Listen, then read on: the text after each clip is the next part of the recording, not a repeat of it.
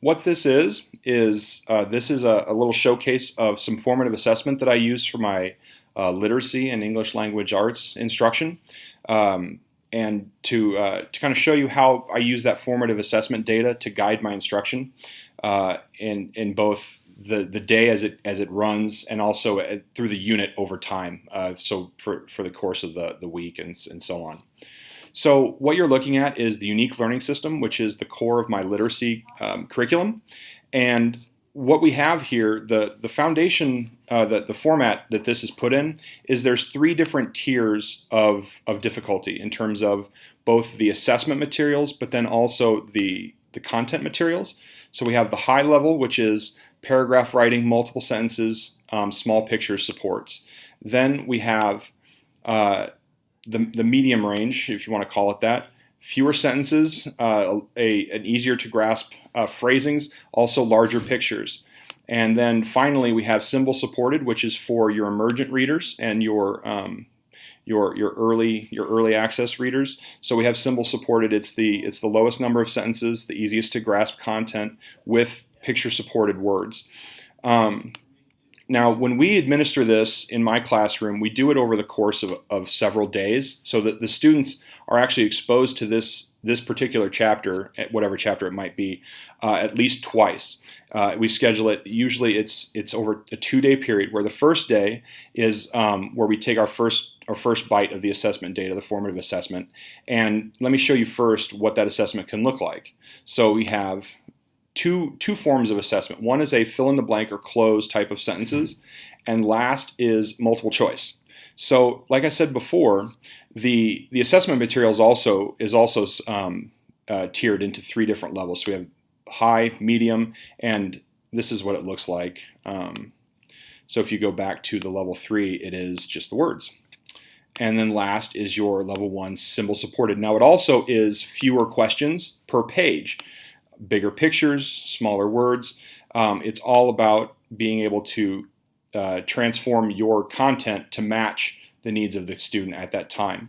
And so what we do is the first time when we do the formative assessment, we actually record that data onto a Google form, and all of my formative assessment data is piped into a single master Google sheet. And I use that data to show me how the student is able to grasp that content. And so if they are answering these questions independently with high accuracy, I'll know that their grasp of the content is high, and I'll be able to, on the next day, I'll be able to move up to this level, to the medium level, or a level up from where they were. Likewise, if they're struggling, if their accuracy was high, but their engagement was low, so we're dealing with someone who isn't engaged in the material and kind of refusing to do it. So they were accurate, but it was because of modeling, so high prompting.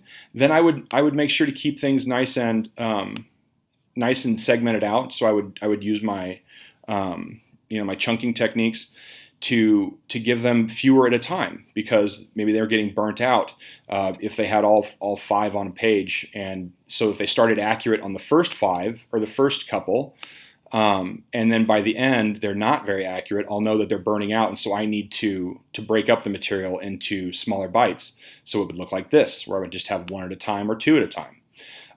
Also, my assessment material always follows the same theme. So we've always got the first question is always the what is it about, and then a key vocab, and then it ends with a summary statement. And so when I look at my data, I can actually see if they're getting the first one correct every time, but they're struggling on the vocab one, I'll know to increase the amount of vocab work that we do in our literacy block and when we do our word study.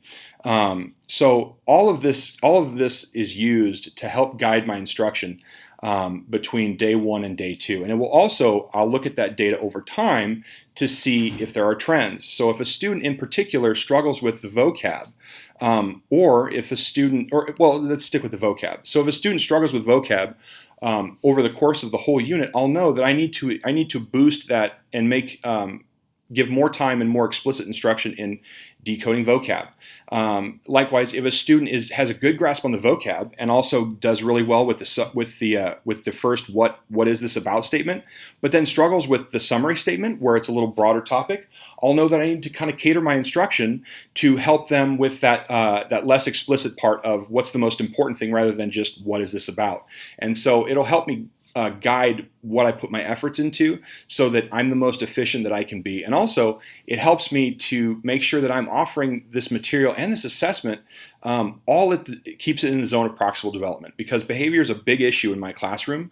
And so on some days, my students can handle some pretty high level material at a good clip because they have good stamina, and they can handle multiple questions in a row. Other days, it's a real struggle, and so I need to be reinforcing heavily, and I need to be chunking it into smaller bites. And so my formative assessment data is what gives me that information so that I can make good choices on those. And so that is how my formative assessment data from the unique learning system guides my literacy instruction in my classroom each day. Thank you.